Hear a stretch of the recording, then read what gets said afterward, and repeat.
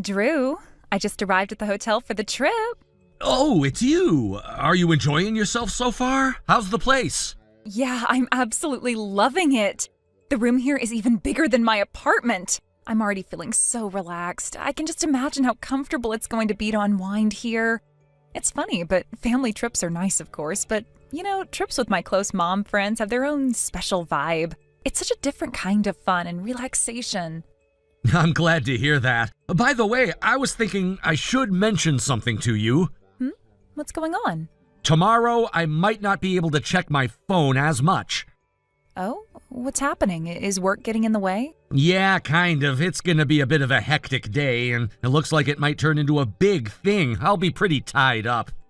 Oh, and Amy's staying with my parents for the day, so that's all arranged. I don't have to worry about her while I'm busy. Ah, I see. Got it. Sounds like a packed day ahead. Yeah, exactly. So don't worry about me. Everything on this end is fine. Okay, understood. I won't bother you then. By the way, who exactly is with you on this trip? Just curious. Oh, it's Smiley's mom and Bree's mom. Is that a problem? Not really. I was just confirming. Just checking who's with you, that's all. Ah, gotcha. Well, I'm off to grab dinner with my friends, so I'll catch you later. And don't forget, I'll bring back some cool souvenirs for you. I can't wait to see your face when you get them. Yeah, don't have too much fun without me, all right? But seriously, don't go overboard and get too crazy.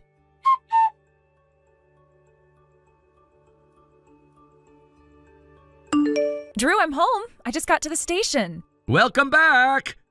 Sorry it's a little later than I thought. I didn't plan on it taking this long, but I'm really sorry about the delay. By the way, I was wondering, could you come pick me up?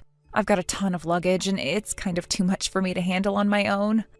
You have that much stuff with you? Yeah, well, you know me. I can't resist buying souvenirs. I kept thinking, oh, this one's perfect. And that one too. Now I've ended up with more than I can carry, and it's kind of a mess. I'm sorry, but I might have had a bit to drink before I realized the time. Wait, seriously? Yeah, it's just this thing I do after a bath, I usually have one drink to unwind. It's just part of my routine, and I didn't think much of it. But then after I had it, I realized, oh no, I might be late. I totally get it.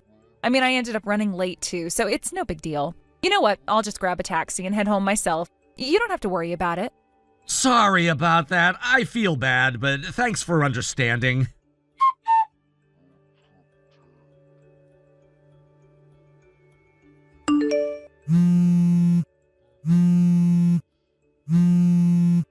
Hey, Drew. Are you away right now? I've been calling for ages and I'm starting to get a little worried. Can you pick up, please?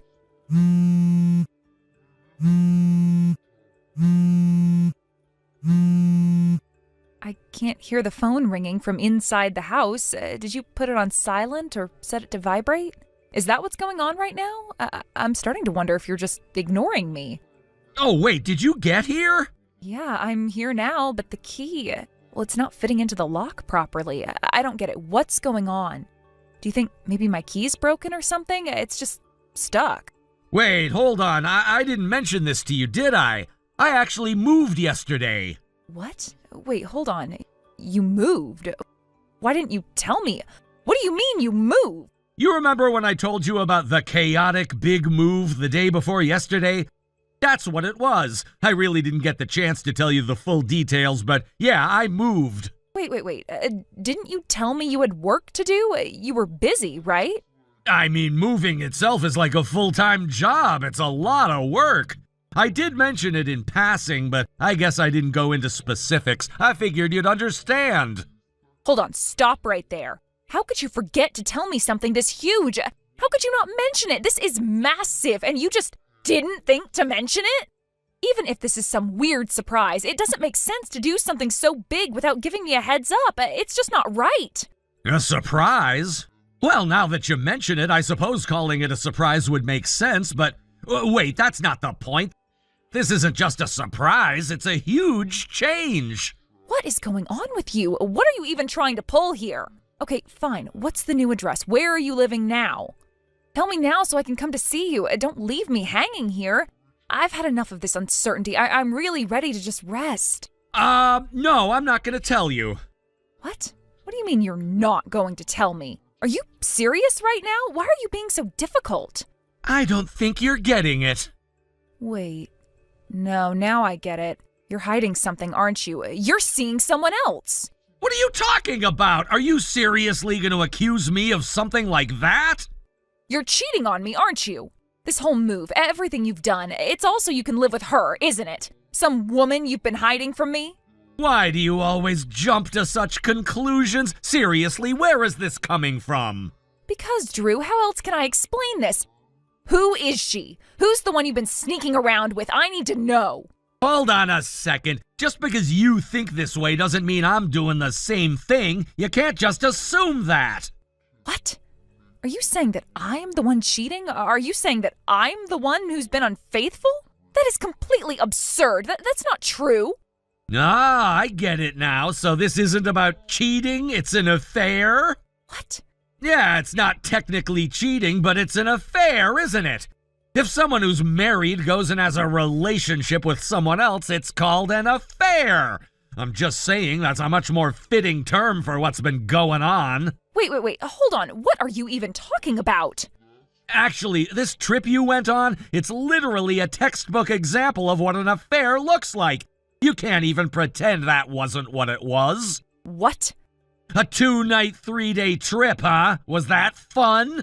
It must have been quite an exciting time for you, right? So much fun while I was left in the dark. Hold on, wait, you've got to be kidding me. Oh, wait, I know. I hate it when I speak vaguely, don't I? Fine, I'll be clear this time. Let's stop playing games. Listen, you've been seeing someone else. Bry's father. That's right, Eleanor's husband. You didn't think I knew? This whole trip was timed perfectly for when Eleanor was going to visit her parents, wasn't it? And you brought Miley along, who's also been having an affair with her boss. What a nice little double affair trip you two planned. What the hell? Who told you these things? You're just repeating whatever you've heard without even considering it. Are you serious? Don't just believe whatever nonsense gets thrown at you. This is a huge deal, and you're just jumping to conclusions like this? You don't get to move out because of this. You are messing with my life, Drew. How could you do this to me? You're divorcing me, but you better believe I'll be getting alimony from you, and I am not backing down. No splitting up assets, nothing. I am keeping what's mine. Amy's custody? That's mine, and you can't take that away from me. And don't even think about avoiding child support because I'll be getting it from you. You think this is gonna be easy, don't ya? Well, it's too late for your apologies. Don't even bother trying now. What the hell is this? Is this some kind of joke? This is a picture Eleanor sent me. It's a photo she provided as proof. Wait, hold on. This can't be real. This photo shows Lenore's husband bringing you into his house. I know because it's the exact same spot I saw you two together. How do you even have this? Well, there's a pet surveillance camera in the living room. She didn't even tell her husband about it. And guess what? It caught you both on camera without him realizing. And there's more footage where that came from. I don't think you want to see it. Trust me, it's a lot worse. What are you doing with Bree's mom? Why would she even do something like this? Eleanor knew about her husband's affair already. She didn't sit around feeling sorry for herself. She started investigating everything, and she knew about both of you. She found out the truth, Skylar. Wait, you're telling me this whole time she knew? I thought we were fine when we spoke at the kindergarten drop-off. There was nothing strange about our conversation. Yeah, well, I didn't notice anything either. But once I started looking deeper, the truth came out. Hold on. I found out about your affair 2 months ago, and I knew about your little getaway a month ago. During that time, I was getting everything ready to move out. Just so you know, I've already told my work about this. I've been straight with them, so whatever happens from here on, you're not going to be able to keep things the same. You'll be kicked out of here. Wait, so you've been planning this all along, and you didn't even tell me? No, that's on you. You called it a mom's trip, didn't you? You invited your mom friends, but the truth is it was an affair trip. It was a cover-up for what was really going on. So you think this is just going to be swept under the rug? No, not a chance. After everything that's happened, living together is impossible now. This is it, Skylar. We're done. But we have been living together for the past 2 months. You couldn't have been okay with that. You have no idea how painful those 2 months were for me. And don't even get me started on that apartment. Your dad hates that place. He made it clear to me. And even though the lease is in my name, I'm the one who's leaving. Wait a second. I just realized. This whole thing with the key? Yeah, I changed the locks without telling your dad, so what? It's your dad's fault for not keeping track of things. What? I've already talked to your parents, Skylar. They know everything and they're backing me up. They know I'm moving out and they've approved of it. They're on my side. What? Why would they agree to this? When I told them about your affair, they were devastated. They even apologized to me. Now they're supporting everything I'm doing. But this doesn't make sense. As for the move, I didn't hide anything. I just told them I was leaving while you were away. The idea to change the locks was your dad's. He wanted to make sure you couldn't just waltz back in here without facing what you've done. What? Why would he go that far? It's simple. He didn't want you to come back and pretend nothing happened. He thought it would be better to send you back to your parents' house to confront what you've done. What? So the apartment's canceled, and guess what? Your stuff is already at your parents' house. Your dad moved it all yesterday. Wait, you moved my stuff out without even telling me? You want me to go to my parents' house right now? You want me to deal with them after everything that's happened? Yeah, that's the plan. Enjoy the reception you get when you walk in. What? Your parents are so mad right now they want to explode. But they know I need to do this, so they're letting you stay there. No, you've got to be kidding me. Depending on how you act when you get there, who knows what'll happen. But right now, it's just about surviving it. Wait, you can't be serious. By the way, your parents should be walking up the stairs to your apartment right now. What? I just got a message from them saying they're coming up now. Wait, what? The only way to get into the building is up those stairs, so you can't get away. You might as well sit tight and wait for them. Wait a second. How is the timing so perfect? Because I contacted them. Oh, and just so you know, Lenore's husband has already agreed to the divorce. Miley's mom is on the same path, too. But I guess you've got more pressing matters, like dealing with your parents. I don't think you have time for messages anymore, do you? From now on, everything will be handled by lawyers. Goodbye, Skylar.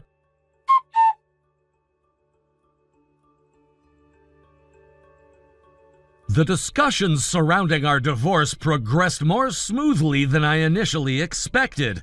I had prepared myself for a lengthy and contentious battle, especially over the custody of our daughter. But surprisingly, things didn't turn out that way. I thought for sure that custody would become a major point of contention. However, a few unexpected revelations changed the course of the conversation. It was discovered that my ex-wife had frequently left our daughter in the care of Miley's mom, one of her adulterous partners, as well as another individual involved in her affairs. This came to light during the proceedings, and it quickly became apparent that she had been neglecting her parental responsibilities.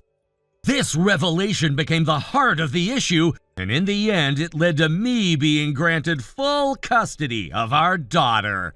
In the aftermath, I've made sure to settle near my parents' home so that I can receive their help in raising my daughter.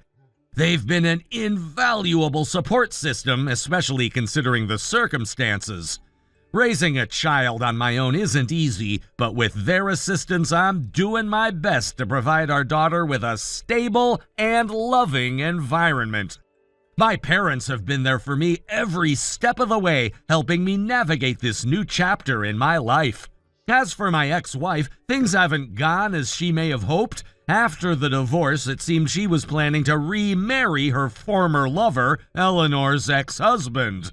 She was eager to begin a new life with him, but her plans were quickly thwarted by her own parents. They stepped in and strongly opposed the idea of her remarrying, putting a stop to it before it could even take shape. I imagine it must have been frustrating for her to have her choices so heavily restricted, especially after everything that had happened, but considering the way she acted during our marriage, I can't say I feel much sympathy. What really impacted her was the alimony that was imposed after our divorce. The financial compensation that she was required to pay wasn't something she could easily afford. And while she might have initially thought she could somehow avoid the consequences, her parents stepped in to cover the costs. In doing so, they ensured that she couldn't escape her obligations. It seems like she's now living under the watchful eye of her family, repaying the money she owes by working at a relative's business. The arrangement isn't ideal, but it's the situation she's in for now. From what I've heard, she's not exactly happy with the restrictions placed on her life, but at least it's giving her the opportunity to pay off her debts and rebuild some semblance of stability. Though I may not have much compassion for her in terms of what she's going through, I can't deny that I feel a sense of satisfaction in knowing that she's facing the consequences of her actions. In the end, things have worked out well for me, at least in terms of custody. I'm focused on being the best father I can be for our daughter, and I know I'm giving her the love and care she needs. It hasn't been easy, but it's the right thing for both of us. As for my ex-wife, it's clear that she'll have to face the fallout from her decisions for some time. Whether or not she can rebuild her life from here is uncertain, but for now, she's tied to her family's expectations and the responsibilities that come with her choices. I've learned a lot throughout this whole process. I've learned that life doesn't always go the way we plan, but sometimes that's for the best. While the divorce wasn't something I ever wanted, I now see that it was necessary for both my well-being and my daughter's. I'm still figuring out the finer details of life as a single parent, but every day brings a little more clarity. I'm working hard to ensure my daughter has everything she needs, and I've come to realize just how much strength I have in me. I can only hope that as she grows older, she'll understand the sacrifices I've made for her and appreciate the stability and love I've worked so hard to create for us both. The future remains uncertain, but for now, I'm focused on doing my best. And that's all I can do. Thank you for watching and listening. We hope you enjoyed the video. Don't forget to like this video and subscribe. Also, feel free to leave a comment about what you thought of the story. We look forward to seeing you at the next story. Sarah, you've decided to go back home? Why? When I was just about to arrive at Mom and Dad's place, did you decide to leave? Don't you think that's a little too rude for us sisters? Are you not even going to at least say hello to your younger sister? I heard that you'd brought your boyfriend over here, right? Could you bring him to see me at least one time, please? Hey, stop trying to ignore me, you ugly loser. You're getting really annoying again, so could you shut up? Who the hell are you calling annoying? Do you think you have the strength to call me that to my face? Maybe you're just pissed at me still because of how ugly you turned out. Now, hurry up and answer your little sister properly. I'm still on the road driving home, but I've pulled over at a gas station to fill up, so I guess I can talk to you now. Well, none of that matters right now. What really matters is talking about that man of yours. I heard that you guys are even engaged now, huh?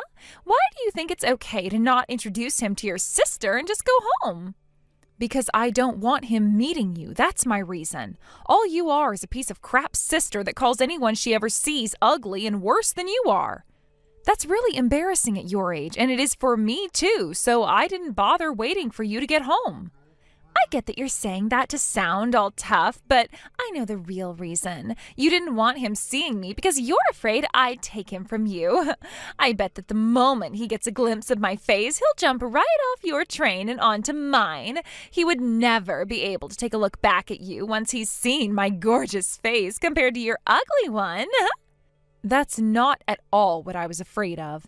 I just don't want him near a vile piece of garbage that spews out all this horrible crap and then thinks it's okay just because it looks good. That's the whole reason I made sure you were out of the house for a while before I came over. But you came back a bit earlier than expected. Yeah, whatever you want to say. Seems like it's not only your appearance that's ugly, huh? Well, this time was just bad luck on my part, so I'll forgive you. However, next time, make sure you let me see him when you're around. There won't be a next time, Brandy. I had only gone over there to let them see who I've been dating and to let them know that he's the man I'll be marrying. And I'm not really planning to throw anything big to celebrate us, so there's really no need to invite you guys to anything. So that was the last time I'll be around you guys ever. Huh? What the heck? You're not even going to get my permission to marry him before you go? I don't really care what you think of us. You're not my parent. And it's not like you care about what happens to some ugly girl like me, right?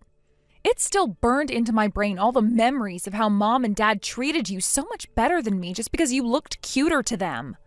I was told over and over again that you got more than me because you were cuter, and that's the whole reason they never even paid for me to go to college. Right as I had graduated middle school, I had to run away from you guys and luckily was accepted into an all-girls private school that had a dormitory for me to stay in. And when I had asked one time to have a little bit of money for college, they turned me down, so I had to rely on scholarships to get me where I wanted to go. I'm sure you understand now why I had to cut ties with you all for a long time, right? And once again, I am going back to no longer involving myself with you all, so please respect that and leave me alone as well. You have a good point that I shouldn't care about what happens to an ugly little duckling like you, but I'm actually only interested in that man you have there. He's the same age as you, right? And just as I had heard from Mom and Dad, he has a really cute face and is just my type. I bet if he got a look at me, he'd be all over me. What the hell are you saying? Could you calm down a little with those fantasies of yours? His name's Logan, correct? When you guys were backing out of the driveway, he must have gotten a good look at my face, right? I bet that blew him away after looking at your ugly face for the past few years. But aren't I a little too old for him? I bet that he's regretting ever getting engaged with trash like you. I doubt that. And Logan told me that he wasn't interested in you when he got a glance. I think all of that is in your head and in your head only. Or could it be that you're just trying to avoid the inevitable here? Well, he sure is a great-looking man. That face is perfect for me. He graduated from Harvard, right? And is now working for a very large bank, right? He has literally everything that I need in a man. Yet he's going to waste all of that on some lost cause like you. Oh, that poor thing. I'd really love to show him what a real woman can do for him. Excuse me? What the heck, Brandy?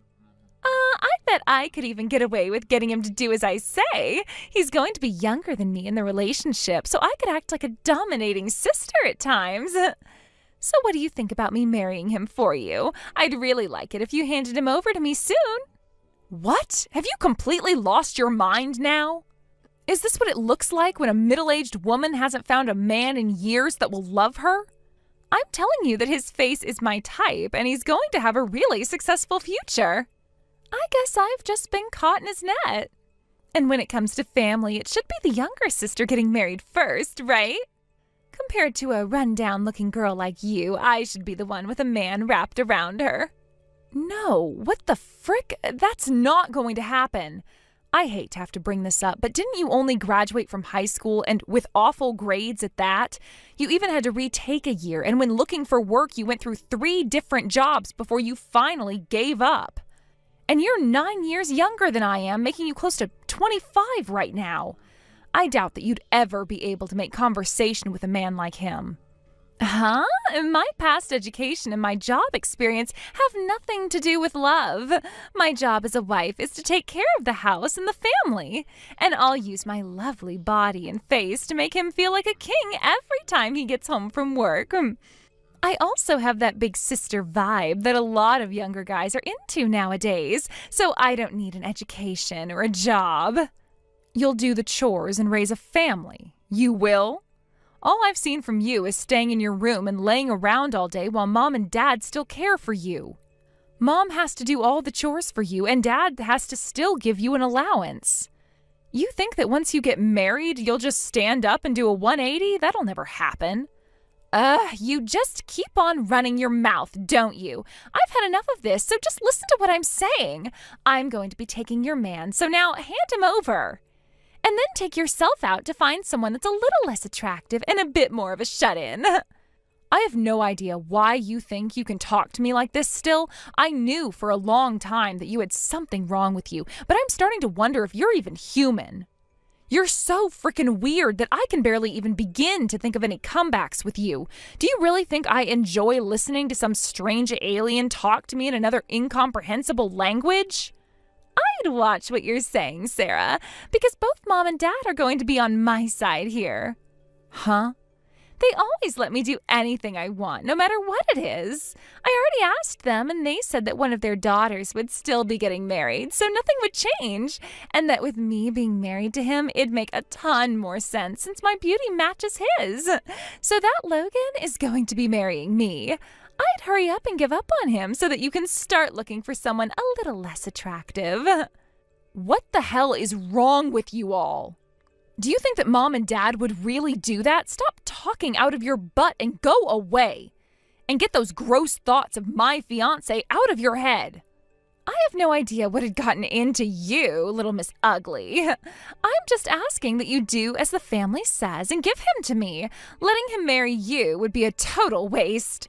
I bet he would also love to be with a woman like me anyway. So you both get back in your car and come back here for the handoff. He's my fiancé after all. My little Logan. I'm gonna vomit. Listen, Brandy, Logan has been reading all of this conversation, and he says he wants to have a word with you. I'm going to let him speak with you now. What? Really? I bet he's going to propose to me. Oh, I'm so happy. Hurry up and give him my number.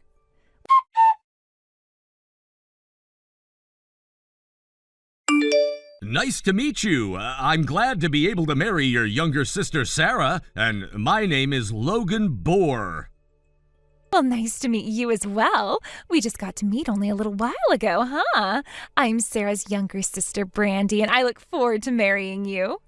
Well, my fiancée is Sarah. You have no relation to me besides being my fiancé's sister, so please stop what you're doing. You don't have to hide your feelings for me anymore. Hey, you can give up on that ugly girl and come and marry me instead. I know that you have an interest in me, right, Logan? I knew by the way you looked at me while backing out of the driveway that you had started to get feelings for me. I suppose this is love at first sight, you and I. I'm not enjoying listening to these jokes. I had only been looking at you to understand who Sarah's sister really was. And about that love at first sight, unlike you, I didn't feel such a thing while looking at you. The person I'm going to marry is Sarah. Are you really all right marrying someone as ugly as her? You don't have to keep our love for each other a secret anymore. If you didn't know, she's always looked that bad ever since she was born. If you marry that kind of a girl, you'll end up with ugly children as well. Unlike what you keep thinking, I don't find Sarah to be ugly in any way. To me, she's a very cute and lovely woman. And since she's the most important person to me, I don't want to hear you talking poorly about her anymore. You have to be joking, calling her cute. Logan, have you really not noticed just how horrible of a person you've been dating? I suppose we'll need to get you a pair of glasses before the wedding, you poor thing. I bet that the moment you put those bad boys on and see my looks compared to hers, your heart will change in an instant. I think you deserve to have a good-looking wife like me, don't you think? And by having a hot-looking wife in your house, your status will go right up. So go get rid of that girl and come back to a beauty like me. I'm sorry. I know that you've been going on and on about how good-looking a person you are and whatnot, but have you taken a good look into a mirror lately? Well, to put this bluntly, and I'm sure this will sound rude and all, but you don't look as good as you hype yourself up to be. I'm sure that has to do with you neglecting your hygiene, right? I've noticed that you have a ton of pimples and blemishes on your face that really stand out. Also, your skin looks to be really oily, and I couldn't help but wonder when the last time you took a good shower was. And, well, I'm not sure what to say here, but from the way you've been treating my fiancé, it seems like you have something mentally wrong with you that needs to be addressed. What? Are you saying I'm hard to look at? Me? That could never be. How rude of you to say something like that to me. I told you I would be blunt. I never meant for any of that to be mean towards you, but since you keep making fun of my fiancé, I had no other choice than to state some very obvious facts about you. Honestly, I'm angry with you, so I had no choice but to tell you off like this. Compared to you, Sarah not only looks better than you, but she has a way better and healthier heart than you do. Really, it's hard to even compare you to someone as amazing as her. Stop screwing around, Logan. Are you seriously going to sit there saying that she looks better than me? How could that possibly be? Maybe I was wrong about you having a hard time seeing and needing glasses. Really, you seem to just be blind to what true beauty is.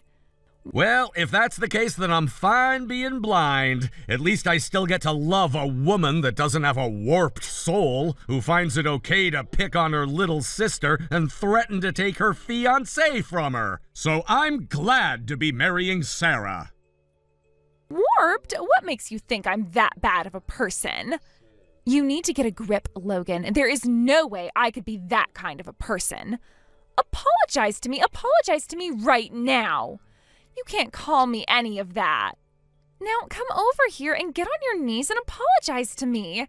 If you don't apologize to me right now, I'm going to disown her. Well, that would be great, actually. She already had to leave that house when she was 13 because you guys never cared for her. And this whole time she had been trying her best to at least let you guys know about her life and me becoming her fiancé. So if you think you have to disown her, well, it'll take a lot of weight off her back and mine. And she's already told you that she no longer wants you guys around her anymore, so this is just perfect. Also, I plan to take great care of Sarah as she becomes a part of my family. So you won't need to worry about how she's doing anymore. What? What is wrong with you? What are you thinking? You'll be stuck living with an ugly witch for the rest of your life, you know, and she's going to be cast out by her family. Why is any of that okay with you? Because unlike you, she is a very beautiful adult that has succeeded in many things on her own. She doesn't even need to rely on a man like me to function and can do all she needs to on her own. And that's what makes me love her so much. So compared to you, she's a perfect woman. What? And as a final note, I have never in my life dreamed of marrying an ugly, unkempt, and unemployed woman. I'm gonna bring the girl of my dreams into my family in a few months, so while I'm busy enjoying my dream come true, go ahead and do whatever you want. And don't you ever show your pimples and oily face around us again. And make sure to let your parents know what I've said here as well for me. Anyway, I hope to never see you again.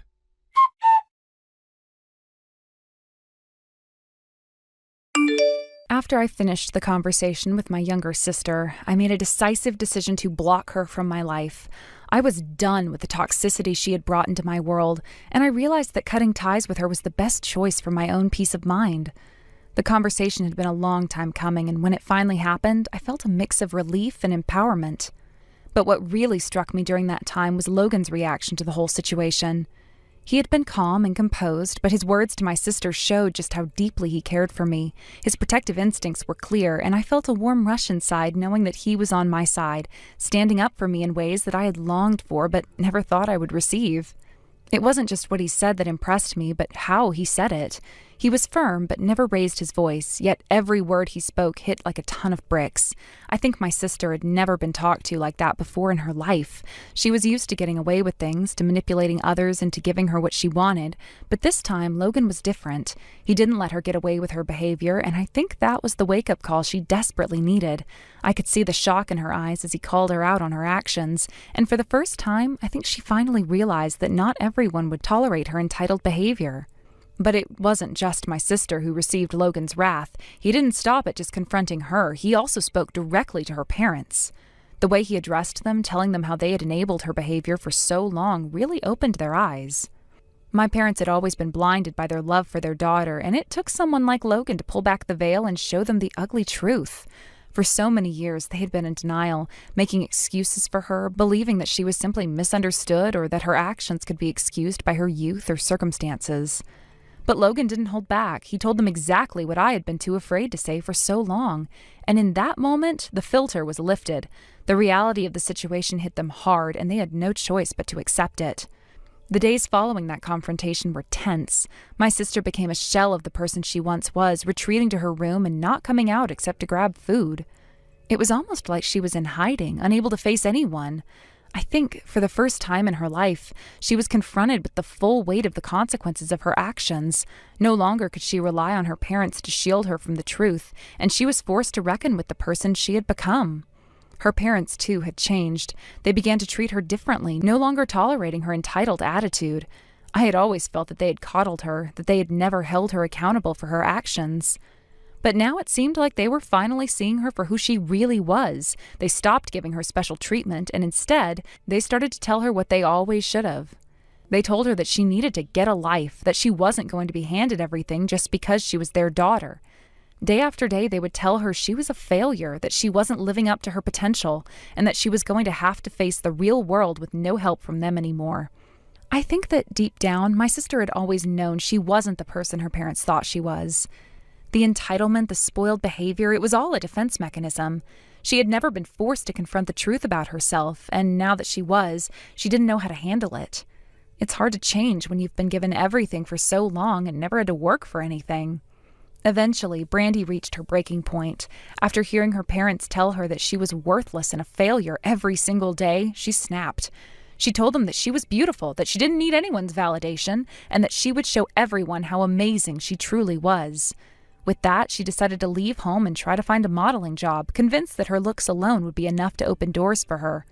Unfortunately for Brandy, the world didn't work the way she expected. She visited agency after agency, but each one turned her away. Her looks alone couldn't make up for her lack of self-awareness, her poor attitude, and the arrogance she carried with her. I'm sure when she walked into those agencies, the people behind the desks must have been amused by her confidence. But I can imagine they saw through the facade. It wasn't just the fact that she didn't take care of her health that made her unattractive to others. It was the bitterness and insecurity that radiated from her every time she spoke.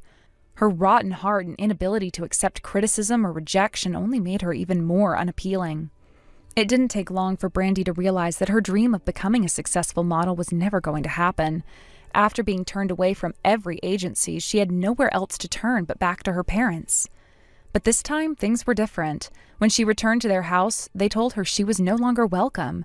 They had finally reached the end of their patience, and they made it clear that they would no longer support her. They told her that she had to face the consequences of her actions and that it was time for her to figure things out on her own. With nowhere else to go, Brandy was forced to leave her parents' home and live on the streets. It was a sobering experience for her, and although I don't take any pleasure in seeing her suffer, I couldn't help but feel that it was something she needed to experience. It was the harsh reality she had been avoiding for so long. For the first time, she had to face the world without the safety net of her parents. Sierra, are you visiting your family again? I've lost count of how many times you've chosen your parents over your responsibilities as Brad's wife. You didn't visit us for Christmas last year, nor for Easter or the 4th of July before that. When exactly do you plan to come here? It's been years since you married Brad, and you haven't visited even once, not even once. What are you thinking? Do you even realize what your responsibilities are as my oldest son's wife? Hello, Natasha. I've mentioned this several times before, but let me reiterate. I only meet you on special occasions, weddings, funerals, and similar events. As far as I know, there haven't been any recent occasions that would necessitate my attendance. So no, I haven't had a reason to visit you guys yet for a while now. That's ridiculous! Just because Brad is stationed overseas doesn't mean you can completely neglect his family. Do you realize how selfish this makes you look? As my oldest son's wife, it is your duty to dedicate yourself to his family, especially his parents. This isn't about what you want, it's about tradition and respect. Are you forgetting why I stopped coming around in the first place? When Brad and I first got married, you immediately started criticizing me. You treated me as if I was some kind of project you could mold into your ideal version of a daughter-in-law. Brad had to step in and tell you to stop, right? Criticizing you? When have I ever done that? I was only trying to teach you the proper conduct of my oldest son's wife is all. Then let me ask you, what exactly does your version of proper conduct entail? Oh my, you mean you still don't know? Fine, since you seem so clueless, I'll explain it again, step by step. 1. An eldest son's wife must never disobey her mother-in-law. 2. An eldest son's wife must wholeheartedly dedicate herself to her husband's family. 3. An eldest son's wife must quit her job and focus entirely on her household. 4. An eldest son's wife must give birth to a male heir and cannot stop having children until she does. 5. An eldest son's wife must live with her in-laws and take care of them with genuine affection. 6. An eldest son's wife must take on all household chores after moving in. 7. An eldest son's wife must sever ties with her birth family and treat her husband's parents as her own. Now, does that clear things up for you? Those 7 points, they're not just unrealistic, they're impossible for me to follow. Excuse me? I'm someone who believes in voicing my opinions. Even if it's with my in-laws, I'll discuss differences of opinion thoroughly. If I see something wrong, I won't hesitate to address it. As for living together, Brad himself said it wouldn't happen. And regarding your retirement plans, Brad told me that you and his father have already decided to handle things independently. It's just something Brad said on his own. The traditional way is for the eldest son's wife to handle these responsibilities. I've been trying to convince Brad to understand that this is how things should be. Tradition or not, the idea that I must quit my job and cut ties with my family just because I married Brad is completely unreasonable. I love my career and I plan to continue working. And I'll visit my family whenever I feel like it. That won't change. You can't just dismiss tradition like that. And about your insistence on having a male heir, you're aware, I assume, that the baby's gender is determined by the father's chromosomes, correct? It's not something I can control. Also, gender selection isn't something amateurs should even consider. It's unrealistic and, frankly, absurd. Sierra, what kind of nonsense are you spouting? If you think you can silence me with these flimsy excuses, you're sorely mistaken. If you consider this nonsense, then what you're saying is nothing short of absurd. Excuse me? It's this unrealistic attitude of yours that makes what you're doing feel like in-law harassment. Harassment? Oh, don't be ridiculous. This isn't harassment, it's guidance. I'm doing my best to help you because you clearly don't understand what it means to be a proper daughter-in-law. And yet you have the audacity to reject my kindness, Sierra? Kindness, you say? Yes, kindness. You don't see how much effort I've put into this. It is heartbreaking and infuriating that my sincerity hasn't reached you. You need to understand something. A woman's role is to nurture and protect her household. Quit your job already and focus on your home. I am teaching you this because it's my duty as your senior. Every family is different, Natasha. Brad and I are building a household that reflects our values, not someone else's. How can you not understand this yet? What you call guidance is nothing more than meddling in an attempt to force your beliefs onto me. But you married into this family. As a member of this household, it's only natural for you to heed the advice of your seniors. I see. Well, let's talk about some practical matters. Practical matters? What now? Are you still going to defy me? First, let's talk about my job. Before I married Brad, I founded my own company and became its CEO. Wait, CEO? Yes, if I quit my job, that means shutting down my company. And if the company closes, what happens next? It's simple. My employees lose their jobs and their livelihoods. You're a CEO? Why haven't I heard about this before? I mentioned it when we first met, but you dismissed me, saying, "Stop talking about silly dreams and focus on being a proper wife." Even when I tried to explain, you interrupted me and lectured me about proper conduct. I was only trying to prepare you for your role in this family. Brad was so frustrated by your behavior that he told me you don't have to deal with my mother. Brad said that? In fact, he even suggested I block your contact information. But considering his overseas assignment, I kept the lines of communication open. Now, back to the point, do you still think I should quit my job? Well, I don't want your employees to suffer, but... So you understand my position? But I still think a woman should prioritize her family over her career. I can't abandon my company. Oh, I have an idea. You can keep the company running and focus on your home. What's your suggestion? Hand over your CEO position to Brad. Excuse me? If Brad takes over your role, you can finally focus on being a proper wife. That's not how it works. Our fields are entirely different. Brad is a quick learner. He can do it. Let's give it 2 months, train him, step down, and move in with us. This isn't realistic. Trust me, Brad can handle it. Natasha, do you hear yourself right now? Of course. Now let me call Brad and arrange his return. There's no need. Brad is here. What? He's right here with me. He has something to say to you. Listen carefully to what he has to say.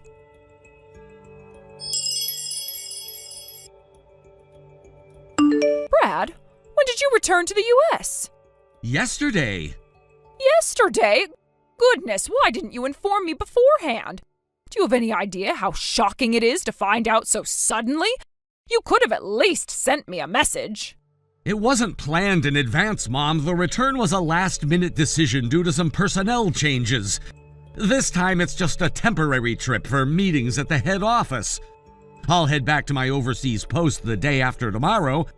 That said, starting next month I'll officially move to a domestic position. Oh, I see. Well, in that case, you should submit your resignation to your current company as soon as possible. What? Resign? Why? You read the messages I exchanged with Sierra earlier, didn't you? Then you should already know you're going to take over as CEO of Sierra's company in 2 months. So you need to leave your current job right away and focus on preparing for that transition. Mom, are you serious right now? Do you even understand what you're saying? Of course I do. No, you don't! Mom, I've worked my entire life to get where I am now. Do you remember how hard I worked to land a job in my current field? It's not just a job to me. It's something I've been passionate about for years. And now you're telling me to quit without any regard for what this job means to me? But Brad, think about it. You'd be a CEO. That's a once-in-a-lifetime opportunity. You'd earn a much higher income than you do now, and it would provide a sense of financial security for your father and me as we get older. Mom, Dad has already told me he has no intention of relying on us financially. He's planning to move into a retirement home when the time comes, and he doesn't want to be a burden on us. Oh, that's just your father being stubborn. I'll talk to him and convince him otherwise. No, Mom, there's no need for that. I support Dad's decision, and it's something we've both agreed on. What are you saying, Brad? I'm saying I've had enough of your meddling. You've been imposing your outdated views on Sierra from the start without ever listening to her side of things. And now you're trying to involve me in your absurd plan to take over her company? It's beyond unreasonable. Oh, but listen to me. No, Mom, you need to listen for once. Do you even know what kind of business Sierra runs? Well, not exactly. I only found out she was a CEO earlier today. Exactly. You've known her for years now, and yet you've never bothered to understand what she does because you've been too busy dismissing her accomplishments. Let me spell it out for you. Sierra's company operates in a highly specialized field. Most of the employees are skilled professionals with years of training and expertise. Highly specialized? What does that mean? It means her business requires a deep level of knowledge and technical skills. You can't just hand the reins to some random person, especially someone like me who has zero experience in that field. Running her company isn't as simple as you think it is, Mom. But surely, with enough training. No, Mom, it's not something you can just train for in 2 months. Sierra built her company from the ground up, and it's an extension of her skills, her vision, and her leadership. It's not the kind of thing that can be transferred to someone else, especially not on such short notice. Well, what exactly does her company do? I'm not telling you. Knowing you, you'd probably show up at her office and start interfering with her employees. Interfering? I would never. Yes, you would. And Sierra doesn't need that kind of stress right now. She's already dealing with enough thanks to your constant pressure. But Brad, she's the eldest son's wife. She has responsibilities to this family. Responsibilities? Mom, Sierra has gone above and beyond to show you respect, even when you didn't deserve it. She's tolerated your demands and tried to maintain a polite relationship with you, but you've done nothing but criticize her and push her into a mold that doesn't fit who she is. I was only trying to teach her the proper role of a daughter-in-law. No, you weren't.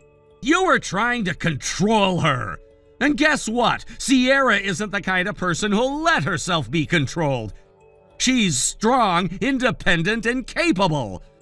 That's why I married her, and that's why she's decided to block your number from now on. Block my number? What are you talking about? The only reason Sierra hadn't blocked you before was because she didn't want to make it difficult for me to stay in touch with you while I was overseas. But now that I'm back, there's no need for her to put up with your nonsense anymore. You can't be serious. She is completely disregarding her role as the eldest son's wife. I won't allow this. Mom, stop. You don't get to allow or disallow anything. Sierra isn't a servant, and she's not obligated to follow your outdated ideas of what a daughter-in-law should be. But, Brad... No, I've had enough. Until you take responsibility for your actions and realize how much hurt you've caused, I'm not coming home either. Brad, don't be ridiculous. This isn't ridiculous, Mom. It's the result of your behavior. From now on, if you want to contact us, you'll have to go through Dad. That's the only way I'll consider maintaining any sort of relationship with you. You're being unreasonable. Unreasonable? No, Mom! Unreasonable is trying to ruin someone else's career and marriage because you can't let go of your outdated expectations. I hope you think long and hard about everything I've said. Goodbye. Brad, no, wait. Please don't block me. Brad!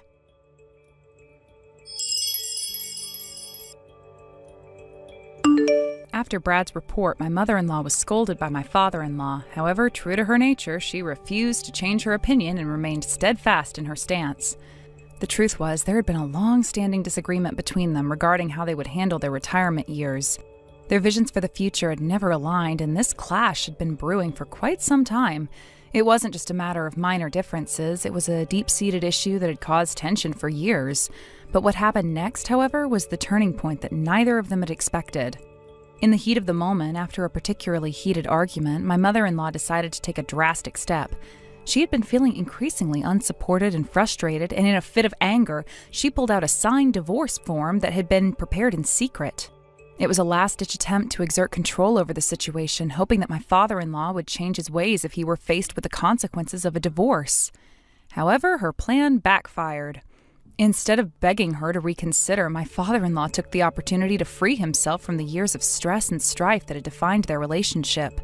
The very next day, he took the signed form to the local government office and submitted it. My mother-in-law, who had been expecting a more dramatic confrontation, was left utterly stunned. What she had intended as a threat had quickly become an irreversible reality. There was no turning back now. She realized that her impulsive decision had effectively ended her marriage, and she was left with nothing but regret. It was a harsh wake-up call for her, and one that she wasn't prepared for. As soon as the divorce was official, the reality of the situation sank in.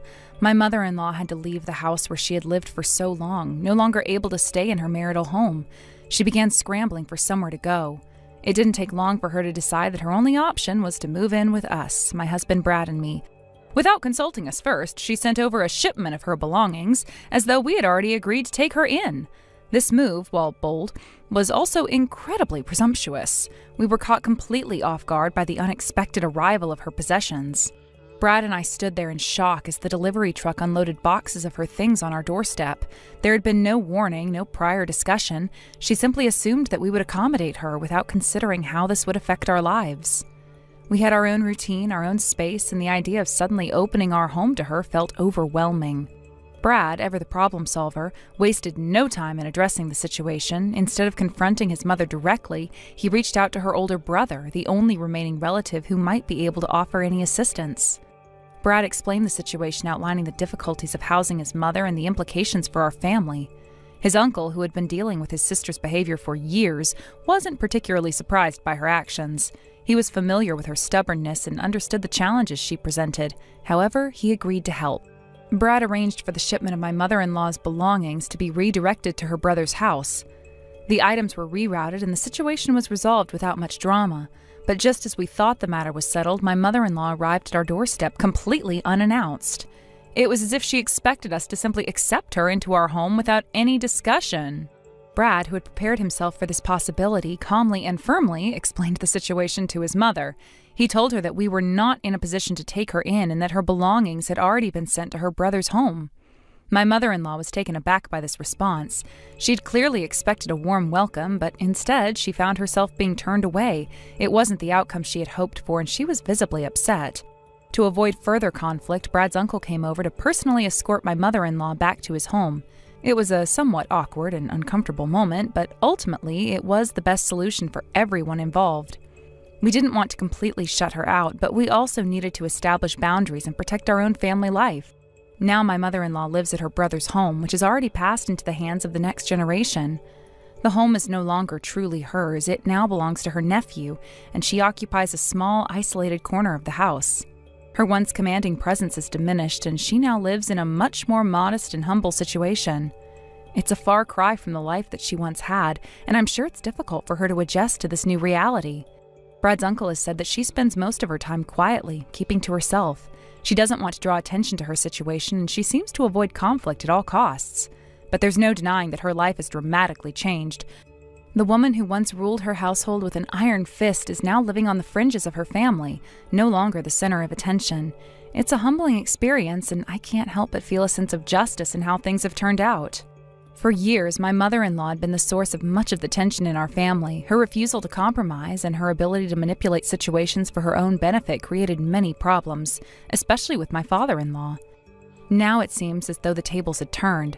She was the one facing the consequences of her actions. While I do feel some sympathy for her, there's also a sense of satisfaction in knowing that her behavior is finally caught up with her. Looking back, it's clear that my mother-in-law's life has been shaped by her refusal to bend or adjust to the needs of others.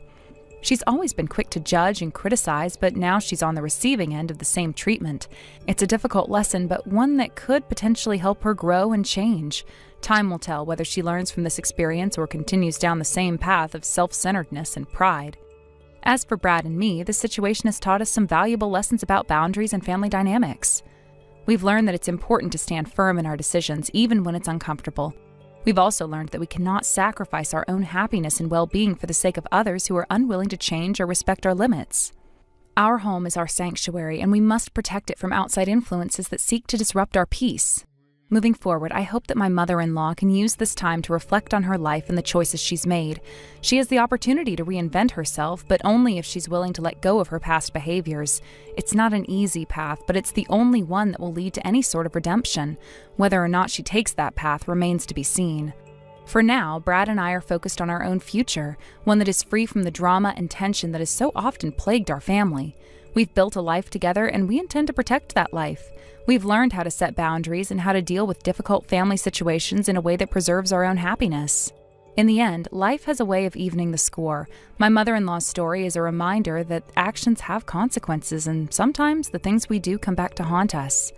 While it's hard to watch anyone go through a difficult time, it's also important to remember that we all reap what we sow. My mother-in-law's downfall was a direct result of her own choices, and now she must live with the consequences. Brad and I are moving forward with our lives, undeterred by the challenges that have come our way. Our relationship has grown much stronger through adversity, and we've learned the importance of staying true to ourselves. This experience has taught us that no matter what happens, we must always prioritize our own happiness and well-being. This experience opened my eyes to how important it is to be firm in our decisions, even when it feels uncomfortable or difficult. For a long time, I feel like I've had to accommodate everyone, especially family. But now I understand that in order to protect what Brad and I have built together, we must prioritize our needs. After all, we're the ones living our lives, and we can't let anyone disrupt the happiness we've worked so hard to achieve. As for my mother-in-law, I can't say I feel much sympathy for her anymore. Yes, I acknowledge that she's going through a difficult time, but her own actions have led her to this point. She spent so many years controlling situations and the people around her that it's no surprise that eventually everything started to unravel. Her world has been turned upside down, and now she must face the consequences of her own behavior. But as hard as it is to say, it's the only way she might learn. Brad and I are now stronger, more united than ever. We've learned that sometimes to move forward, you need to let go of the toxic elements in your life, even if they are family. It's a hard truth, but one that's been necessary for us. We're no longer afraid of confrontation, and we know that we must protect the life that we've built together. In the end, my mother-in-law's story is a lesson for everyone. Actions have consequences, and sometimes those consequences are inevitable. We can only hope that, in time, she learns to reflect on her past and make better choices for her future. Thank you for watching and listening. We hope you enjoyed the video. Don't forget to like this video and subscribe.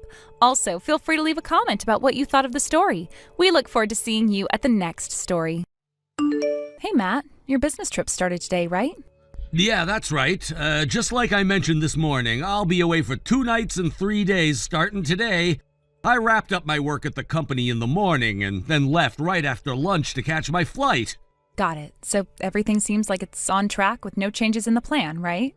Yep, that's right. No changes so far. Wait a second. What's up with you today? You don't usually ask me about my schedule like this. You're being extra curious today. Well, it's just that I'm also going on a trip starting today, so I figured it would be a good idea for both of us to keep track of each other's plans, just to be on the safe side. Oh, I see now. So you're going on a trip with Miley from Virginia, huh? Yep, that's right. Just like you, it's a 2-night, 3-day trip, and there are no changes in the schedule. Got it. So everything's set for both of us then. But, I feel kind of guilty. I feel like I'm the one just going off to enjoy myself while you're stuck working and staying away for business. Oh, come on, don't feel bad about it. It's not like that at all. Business trips can actually be a bit of a break, believe it or not. Really? I wouldn't think of it as a break. I thought they were all about work. No, really. Once the work part of the trip is done, it's actually quite relaxing. After meetings or whatever business I have to take care of, I get to just chill at the hotel and not worry about anything. In fact, it's probably healthier than sitting at a desk for hours on end, staring at a screen all day. Wow, I never thought about it that way. I always imagined business trips were just exhausting. Oh, trust me, they can be, but there's a certain freedom to it that's hard to explain. It's like I'm out of the office and just getting to reset. It's nice. You should try it sometime. I'll keep that in mind. Anyway, I think it's about time for me to head out and meet Miley now. We've got a few things planned for the day. Oh, I see. Well, I'm also about to head out now, so we're both off to our own trips. Right, let's both enjoy our time away, even if it's for different reasons. I'll message you again later tonight once I've settled in. It'll be nice to catch up. Sounds good. I'll be looking forward to it. All right then, take care on your way and have a safe trip. You too. Don't have too much fun without me, and enjoy the time with Miley.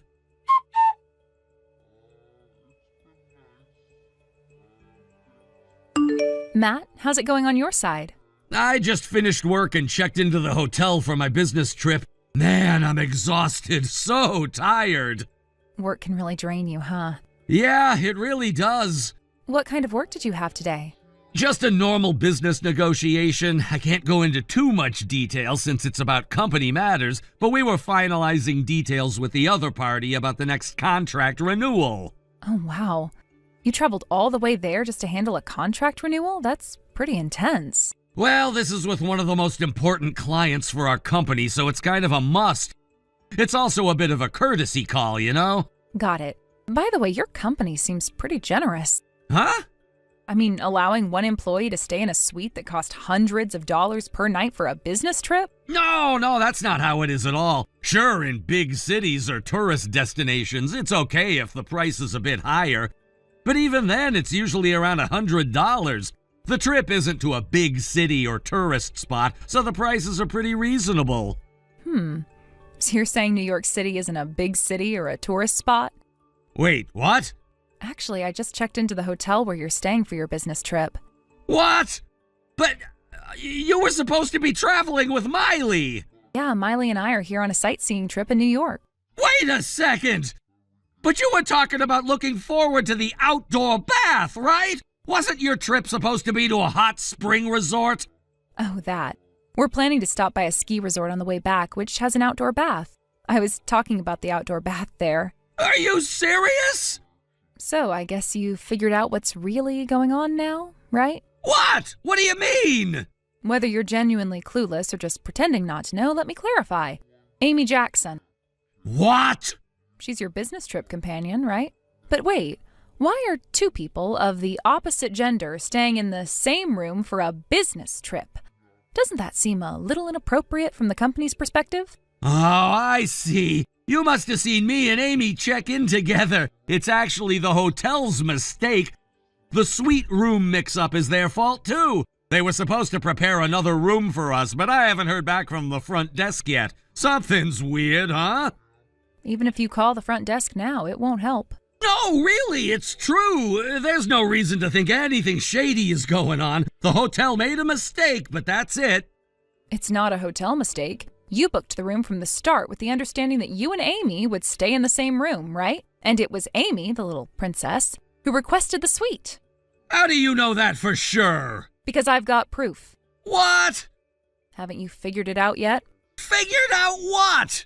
This is the same hotel we stayed at when we were in college with our club, remember? Oh, yeah, I remember that, but so what? I'm glad you liked the hotel, but maybe it would have been better to do a little more research beforehand. What are you talking about? You still don't get it? Well, there should be a hotel brochure in the room. Go ahead and open the page with the innkeeper's greeting. Fine. What is this even about?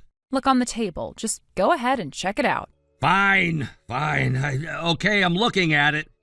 Wait a minute. The innkeeper? It's Miley? That's right. Miley's the innkeeper here now. Wait, hold on.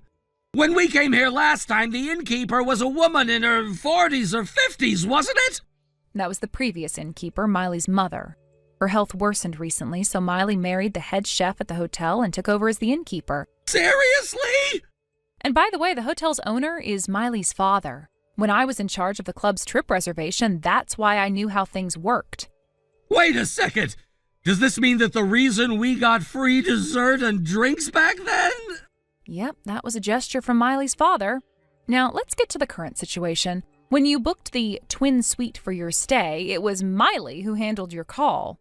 Wait, seriously? At the time, she was in work mode, so she avoided personal topics, but you were on the phone saying, "We'll be staying as a married couple." So Miley must have assumed you were coming with your wife. She even reached out personally to recommend some spots. When she found out what was really going on, your affair came to light, and, well, here we are. No way! So let's continue. Amy, your affair partner, is the only daughter of one of the company's executives, right? What? You looked that up too? Well, of course, since my husband is having an affair, it's only natural I'd find out everything. So it's all out in the open now? That's right. So what are you going to do about it? I don't care. I love Amy. So just divorce me already. That was fast, huh? Say what you want. Amy's beautiful, elegant, and pure. Most importantly, she's the daughter of the company president. She's way better than you. Now that you mention it, you've always liked the elegant, refined characters in games and movies, haven't you? Yeah, that's true. Amy is like a real-life version of the ideal, refined woman I've always dreamed of. I see. Well, let me get back to the point. I do want a divorce, but just to make sure you're aware, you know you'll be the one paying alimony, right? Of course. Well, then I'll be asking for it, and I'm assuming you've got the money to pay? Well, of course. Like I've said, Amy's the daughter of a company president. And she's the only child, so if we get married, I'll become the next president.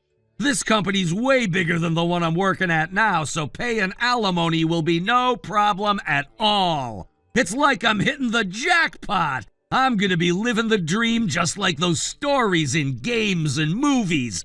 This is my lucky break. I can't let it slip away. Wait a second. Do you not know? Not know what? The heir to that company is actually their nephew. What? Yeah, it seems he's already set to take over as president next year. What? Nephew? Yep. And by the way, Amy already has a fiancé and there are multiple men courting her. You're just one of her playthings. What? You're lying, right? This can't be true. Oh, you didn't know all this, huh? How cute. Wait, does this mean I can't become president? Well, that's right. But I don't think you should be shocked about that right now.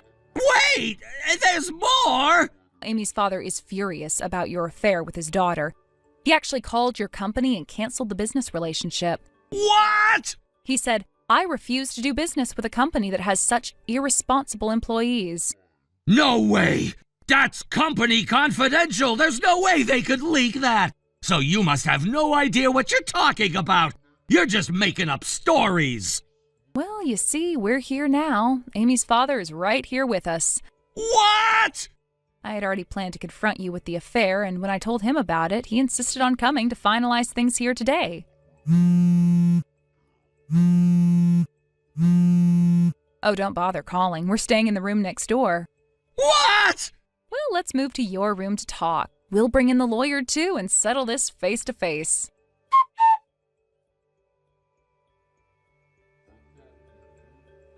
Right after this, we barged into the suite where Matt and Amy were. The door swung open and the atmosphere immediately shifted.